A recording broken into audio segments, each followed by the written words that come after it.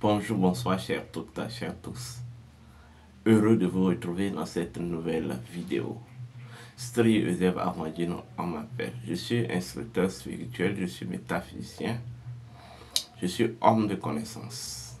Aujourd'hui, nous allons aborder une thématique. Nous allons aborder un thème qui va vous replonger dans les annales de la connaissance véritable, la connaissance juste, la connaissance authentique. Alors, avant de commencer, je tiens à vous rappeler vos devoirs. Vos devoirs, c'est de liker la vidéo, c'est de partager la vidéo, c'est de vous abonner. Voilà. Si vous avez des questions, vous les laissez en commentaire. Alors aujourd'hui, nous sommes le vendredi 14 mars 2025. Nous sommes à 2 jours de la fin des inscriptions pour être chez là, au temps des dômes. Et ceux qui ne se sont pas encore inscrits, vous avez aujourd'hui pour vite remplir cette formalité. Alors, vous avez aujourd'hui jusqu'au dimanche pour vite remplir cette formalité. Aujourd'hui, nous allons parler du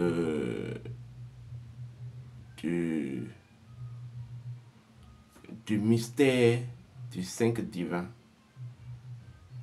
l'énergie primordiale de la pyramide. Le mystère du 5 divin, l'énergie primordiale de la pyramide. Vous savez, l'architecture universelle se repose sur 3 grands niveaux, aux 3 grandes dimensions. Il y a ce que je vais appeler la géométrie. Oui, la géométrie. Il y a ce que je vais appeler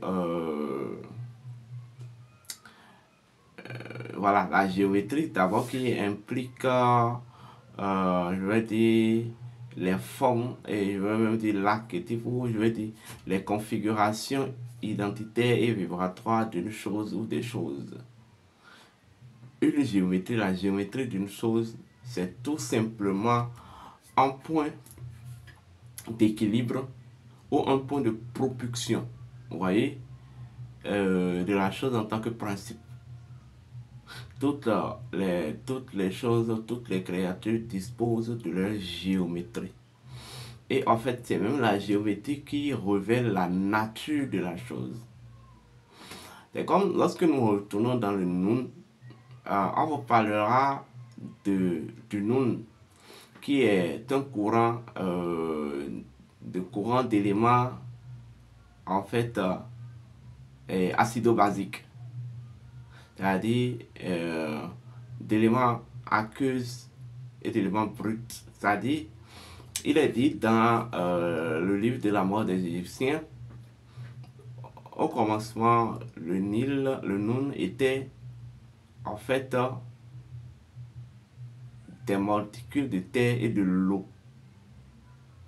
Et lorsque nous continuons même dans le décryptage, il est dit même que, en fait, le Nun, c'est comme un champ électromagnétique au sein de laquelle, se trouve une pierre. Et cette pierre-là n'est que, en fait, l'assemblage, vous voyez, de sabre, ou c'est une monticule de terre, mais qui se base, en fait, dans l'eau, et qui constitue même la forme, ou je vais dire le point sur lequel toutes les divinités se positionnent dans le Nil ou dans le Nun. Donc, par là, on constate que le Nun est un champ. À partir du moment, en fait, en termes de mathématiques occultes, en termes de connaissances hermétiques, lorsqu'on parle, vous voyez, en fait, d'un champ, un champ, c'est une géométrie. Autrement dit, c'est tout simplement un espace opérationnel. Vous comprenez? C'est un espace opérationnel. Donc, il est dit, en fait, que le Noun est un champ électromagnétique. Alors, ça veut dire quoi? Le Noun est d'abord, par essence, vous voyez, une géométrie. Vous comprenez? Une géométrie.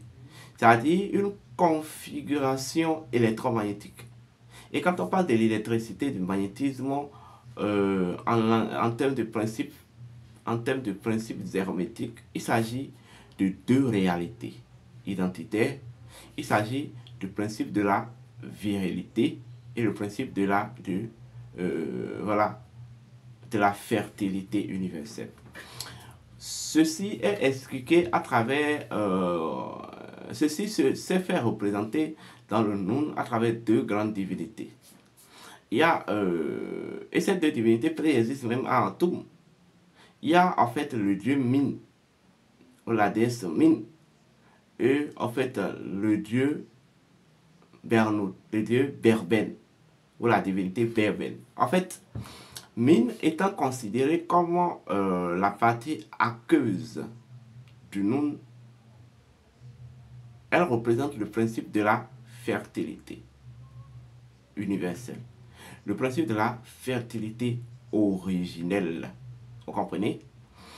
Alors, deuxième divinité, c'est la divinité Berben, qui est liée à la colline de Berben. Vous voyez? Qui est en fait le point sur lequel le dieu Atum va se positionner pour se révéler dans le Noun. Vous comprenez? Et lorsqu'on parle de Berben et on parle de la pierre, quand vous voyez la forme de la pierre, vous allez constater que la pierre, c'est quelque chose qui est en fait qui en fait se dresse. Une pierre se dresse. Vous voyez? Une pierre se dresse. Quelque chose qui se dresse, vous voyez, énonce ou représente en fait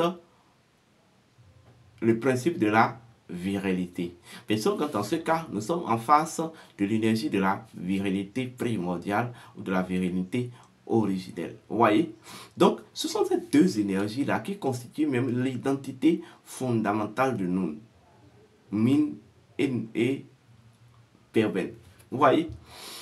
Il a fallu que, en fait, le Min, vous voyez, positionne Berben afin que Atum apparaisse.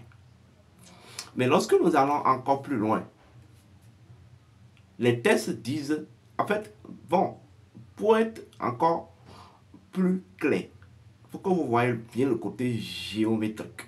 Et ce que je veux dire, lorsque vous prenez la légende associée à Atum, il est dit que Atum est issu d'un œuf. Et que cet œuf, c'est aussi une divinité du Noun. Il s'agit de Mei. Mais en réalité, quand on parle de Mei, Mei, c'est étymologiquement, ça veut dire serpent. Vous voyez? Et serpent, en termes de langage et de codification initiatique, le serpent représente l'énergie primordiale des choses, ou la forme de l'énergie primordiale. Vous voyez? Donc, il s'agit là de quelle énergie primordiale? De l'énergie primordiale originelle qu'est le Noun. Vous voyez? Donc, en fait, Atum est issu même, vous voyez? De même, ici, Atum est issu du champ, vous voyez? Fonctionnel de l'énergie primordiale originelle. Vous comprenez? Et ce champ est constitué d'un code polaritaire qui est en fait l'énergie de virilité et l'énergie de fertilité originelle. Vous comprenez? Donc, Atum ne peut même pas apparaître un survécu dans le Noun sans en fait la force, vous voyez, de Min et de Berben. C'est ça qu'il faut comprendre. Donc, en fait, ce qu'on va appeler l'œuf qui va s'éclater pour qu'on ait Atum, cet œuf est une géométrie. Et c'est là que je vous dis, le champ de l'énergie. En fait, c'est pour dire qu'en réalité, parce qu'il faut voir, en fait, il y a un net lien entre l'œuf et le serpent. Oui. En réalité, en fait, l'œuf, lorsque vous prenez physiquement un serpent, lorsque le serpent se plie et se couvre sur lui-même, vous allez constater que quand vous observez de loin et vous savez ça de ramasser, ça donne un aspect de quelque chose qui converge. Donc l'œuf. Est-ce qu'on me comprend? Donc en réalité, le noun est un œuf. Ou le noun, en termes de géométrie, est un serpent. Un serpent, vous voyez, mais en fait, un serpent circularisé, c'est-à-dire, c'est pas un serpent qui se tend, mais c'est un serpent, en fait, repli. Je parle de la géométrie. Et c'est en ça que, dans le langage initiatique, on parle de serpent qui mord la queue. Vous voyez, quand on parle de serpent qui mord la queue, c'est-à-dire le serpent qui a en fait la queue dans la bouche. En fait, la tête et la queue du serpent ressort ou revient toujours au code polaritaire initial de nous. Vous voyez, l'énergie voilà, l'énergie de la virilité primordiale et l'énergie de la fertilité primordiale. Encore le dieu Mine et la déesse Mine et le dieu Berbel. Et ça, si vous comprenez. Donc, en réalité, les deux divinités-là ne sont que les configurations polaritaires, vous voyez, de l'énergie primordiale du monde. Vous comprenez? Donc, nous sommes en face d'une énergie primordiale. Vous comprenez? Et en fait, cette énergie primordiale a besoin de se révéler, a besoin d'être active, d'être opérationnelle. Vous comprenez? Alors, cette énergie primordiale a dû trouver, vous voyez, ou c'est en fait générer un code identique, un code polaritaire qui doit maintenant préparer ou qui doit en fait lui créer des conditions pour sa propre manifestation. Vous comprenez? Et ce code polaritaire, c'est ça que je vais appeler le principe de la virilité universelle et de la fertilité universelle. Tout est basé sur ces deux grands principes-là. Sinon, lorsque on enlève ces deux grands principes du noun ou de l'énergie primordiale, l'énergie primordiale risque d'être vétuste, risque d'être stérile. C'est ces deux principes-là qui, en fait, viennent donner la possibilité, vous voyez, de révélation, de manifestation à l'énergie primordiale qu'est le noun. Vous comprenez? Alors, donc lorsque le noun a dû d'abord activer son code polaritaire, la première manifestation qui est issue de là, c'est le dieu Atum, l'apparition du dieu Atum. Mais en même temps, ce que j'aimerais vous expliquer, la colline de Berben qui se trouve dans le Noun, vous voyez, et qui en fait est portée par en fait le dieu, la déesse Mine, vous voyez, qui est la version un peu aqueuse du Noun. En fait, ce principe, cette colline sert maintenant de point de stabilité, vous voyez, au processus de manifestation de l'énergie primordiale. Donc l'énergie primordiale doit faire un processus de manifestation et d'accomplissement. Vous comprenez?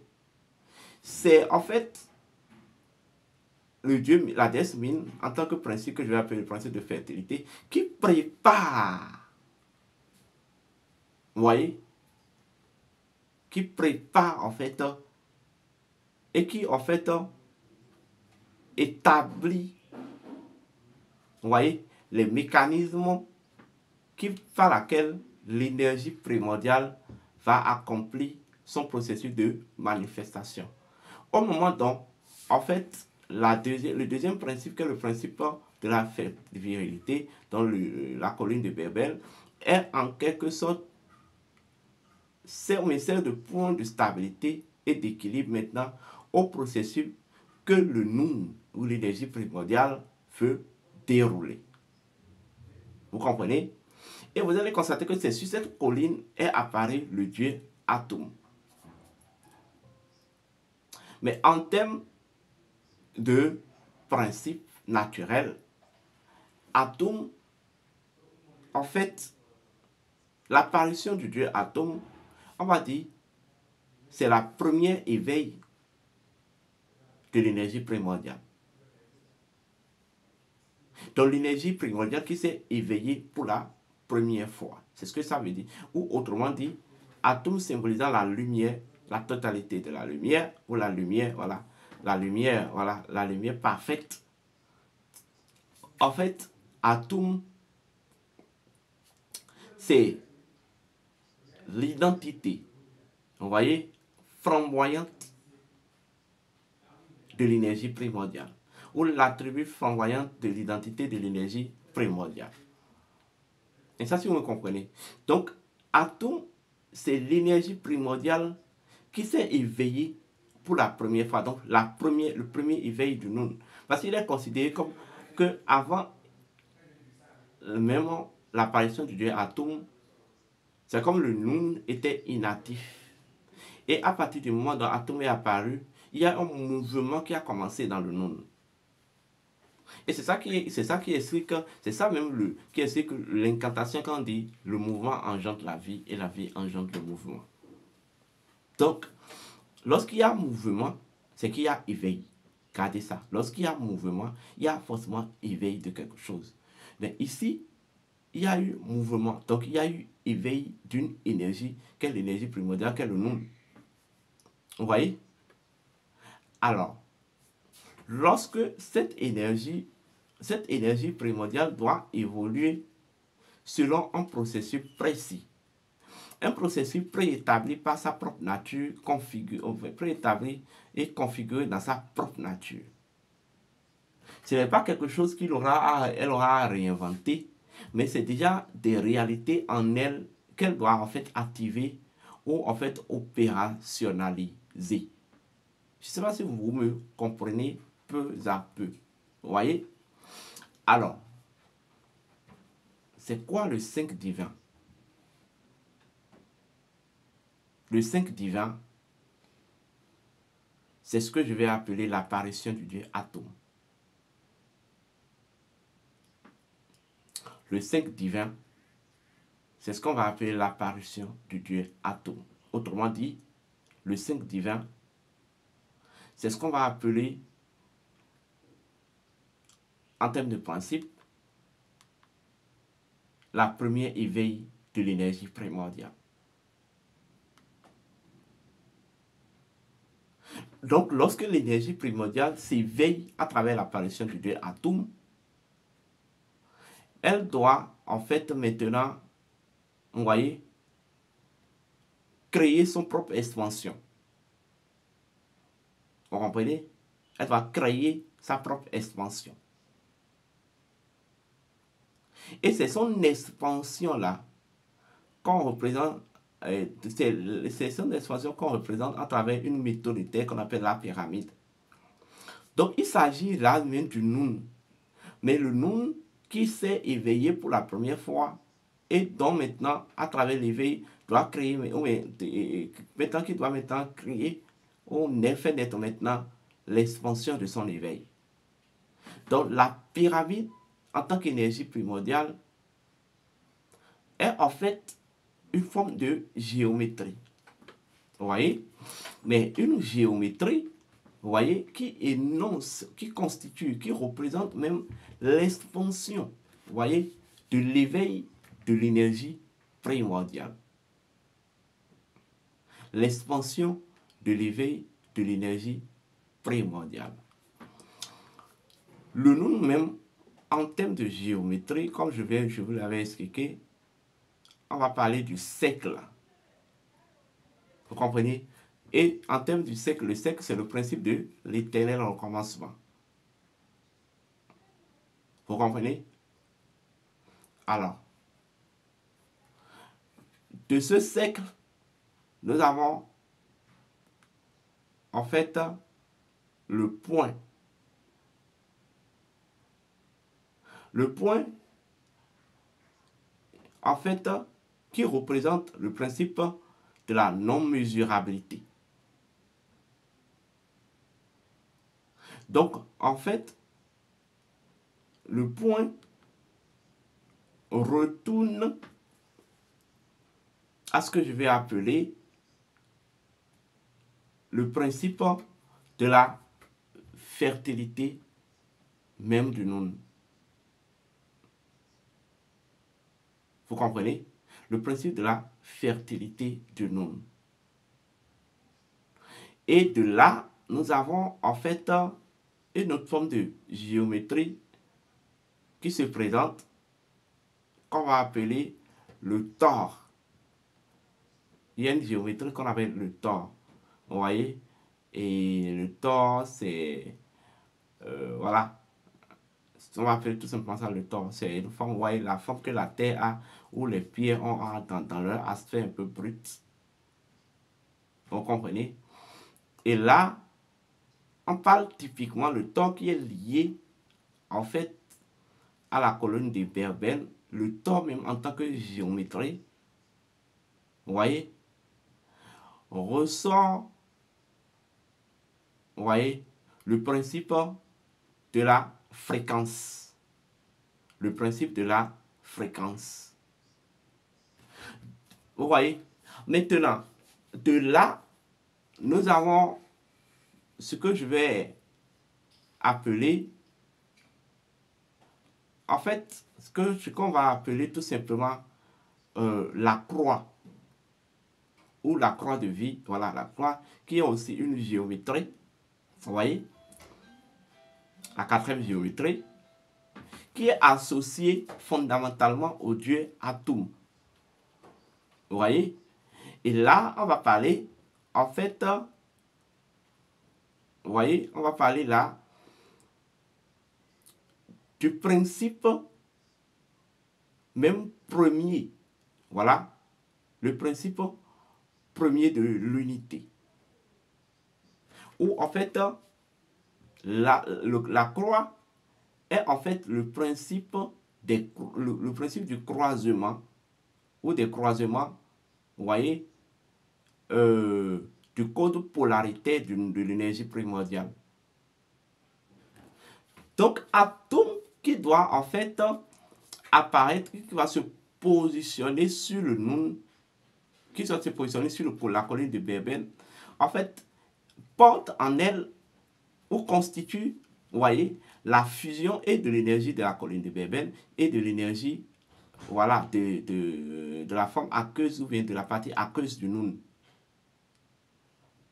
Donc, atome, en fait, c'est en ça qu'on dit que la croix est une géométrie androgyne. Atome est une entité androgyne. Vous comprenez? Et en fait, au cinquième niveau, on parlera maintenant de la pyramide. Et tout l'Énéade se trouve dans la pyramide. La pyramide, ce n'est que la résultante, vous voyez, du processus la résultante du processus d'accomplissement des 4 autres géométries que je viens de vous révéler. Donc la pyramide, c'est tout simplement en fait l'expansion, la représentation de l'expansion de l'éveil du Noun. Le Noun qui a décidé de se révéler à elle-même. Le Noun qui a décidé de s'accomplir. Donc, en fait, la pyramide, en tant qu'énergie, dispose de son identité. Oui. L'identité de la pyramide, c'est que la pyramide est un sanctuaire. Oui. La pyramide est un sanctuaire. En fait, un sanctuaire de centralisation. Voilà pourquoi, lorsque vous allez dans les espaces un peu africains, vous allez constater que, obligatoirement, on construit une pyramide, non, je vais dire un couvent, il doit avoir une forme pyramidale qui doit couvrir le haut. Ou même lorsque vous allez dans le couvent, bon, c'est lorsque même vous allez en forêt, c'est aujourd'hui que ce n'est plus. Les anciennes forêts ont fait tout possible pour qu'au milieu de la forêt, un arbre soit taillé en pyramide, en forme pyramidale. En fait, c'est la pyramide qui sert de canal de dispensation, vous voyez, à l'énergie issue du processus d'éveil du Noun. Et aussi, la pyramide est associée à certaines méthonétaires, certaines divinités fondamentales. Il s'agit du dieu Keb, non, du dieu Noun, non, du dieu Osiris, Isis, Seth et Nephthys. Et vous savez que ces divinités sont les divinités fondamentales même de la vie, les 4 divinités fondamentales de la vie. Je ne vais pas revenir là-dessus parce que j'ai trop fait d'émissions là-dessus. Donc, en fait, la pyramide dispose d'une capacité de convergence. Voyez, des 3 dimensions cosmiques. C'est-à-dire le souterrain, le terrestre et le céleste. Voilà pourquoi dans la construction même de la pyramide, vous verrez qu'il y a en fait un œil qui est orienté vers le noyau souterrain. Et en réalité, la pyramide, c'est le 5 déconstruit. Oui. Lorsqu'on va parler du 5, vous savez que le 5, c'est la moitié de 10. Alors que le 10, en langage hermétique, le 10 représente la puissance première entière. Vous comprenez? La puissance première entière. Or, pour obtenir le 10, on va dire que le 10, c'est le double 5. Le 5, en termes d'identité profonde, c'est d'abord, en tout pour tout, un code dynamique. Le 5 représente le mouvement primordial, tout simplement, le mouvement primordial. Donc, c'est ce mouvement primordial qui va en fait, à son tour, générer ou créer, vous voyez, une expansion, une expansionnalité, vous voyez, de l'énergie primordiale ou du Noun. Donc, la pyramide est en réalité la géométrie d'expansion, c'est même l'expansion, elle représente le principe d'expansion, vous voyez, de l'énergie primordiale, mais issue d'abord du mouvement primordial. Vous comprenez? Donc, quand le langage dit le mouvement engendre la vie et la vie engendre le mouvement, en réalité, la vie représente la pyramide. La pyramide représente la vie. La pyramide représente la vie. Vous comprenez? Le mouvement engendre la vie signifie tout simplement que en réalité, le dynamisme où le 5 est prépondérant même dans l'activité, vous voyez, de l'énergie primordiale. Et qu'en fait, c'est en fait le dynamisme qui positionne même l'activité de l'énergie primordiale. Donc quand on dit le mouvement engendre la vie et la vie engendre le mouvement, ça retourne au 5, vous voyez, qui doit se déconstruire en pyramide, et que la pyramide qui doit en fait se reconstruire en 5. Le cheminement de la perfection. Donc, en fait, le 5 divin a une relation intime avec la pyramide. Le 5 divin, il s'agit du mouvement primordial, vous voyez, qui doit en fait engendrer la vie. La vie qui est le 4, c'est-à-dire l'expansion même de l'énergie primordiale. Vous comprenez? Et l'énergie primordiale qui s'est expansée à travers la pyramide doit retourner encore à son mouvement primordial. Vous voyez un peu le processus? Donc, il s'agit d'un processus intérieur. Et ce processus, c'est ça que toutes les forces de la nature suivent. Lorsque vous allez consulter l'oracle, à travers l'oracle, une divinité va se révéler. On va dire, un principe a dû opérer un mouvement à travers l'oracle. Maintenant, étant donné qu'il y a un mouvement, il faut qu'il y ait en fait maintenant expansion. Et en fait, cette expansion, c'est comme ça, c'est que la pyramide, c'est ça qu'on on appelle, il faut ériger la divinité, il faut en fait créer un réceptacle à la divinité. Ça retourne encore à la notion de la pyramide. Et lorsque la divinité va retrouver maintenant son canal, son point de stabilité, d'expansion, il va maintenant en fait se replonger maintenant dans son mouvement primordial. C'est la même chose en fait. Donc l'énergie primordiale de la pyramide est liée au 5 divin, qui s'énonce comme suit. Le principe, le mouvement engendre la vie, et la vie engendre le mouvement. Voilà pourquoi dans des loges cachées, dans des antichambres cachées de certaines loges, vous verrez une pyramide dont au-dessus de l'œil se trouve un 5. Et au-dessous de la pyramide se trouve encore un autre 5. C'est sensationnel là. Il vous faut aller à l'école de la connaissance. Le 5 divin a une relation avec le dieu Geb, le dieu de la terre. Et voilà pourquoi il y a même 5 continents. Je vais y revenir. Je vais venir parler après de l'énergie primordiale des 5 continents. Ben, écoutez, je vais vous laisser comme ça. Si vous avez des questions, vous les laissez en commentaire. Vous avez envie de nous contacter, composez le 00229 01 66 26 34 56.